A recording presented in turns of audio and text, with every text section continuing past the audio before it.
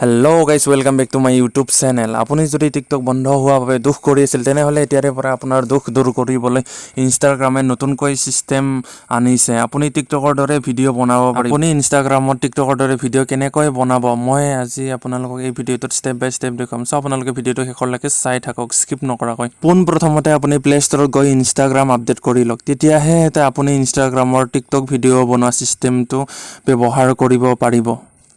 ইয়াতে আপোনালোকে দেখিবলৈ পাইছে একেবাৰে তলত লেফ্ট ছাইডত ছেকেণ্ড নম্বৰত আপুনি ক্লিক কৰক। ক্লিক কৰাৰ পিছত আপোনালোকে মাজত দেখিবলৈ পাব ৰিয়েলছ, তাতে ক্লিক কৰক। ইয়াতে আপোনালোকে দেখিবলৈ পাইছে ছেম টু ছেম টিকটকৰ দৰে ওপৰৰ ফালে চুৱাইপ কৰিব পাৰে, তলৰ ফালে চুৱাইপ কৰিব পাৰে।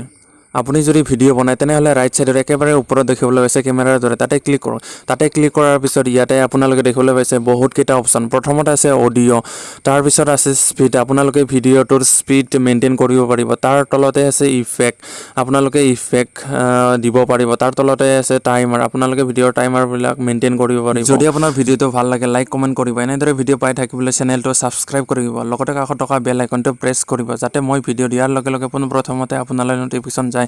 এই ভিডিঅ'টো আপোনাৰ যদি ভাল লাগিছে তেনেহ'লে আপোনাৰ লগ বন্ধুসকললৈ শ্বেয়াৰ কৰিব। Thank you for ৱাটছিং।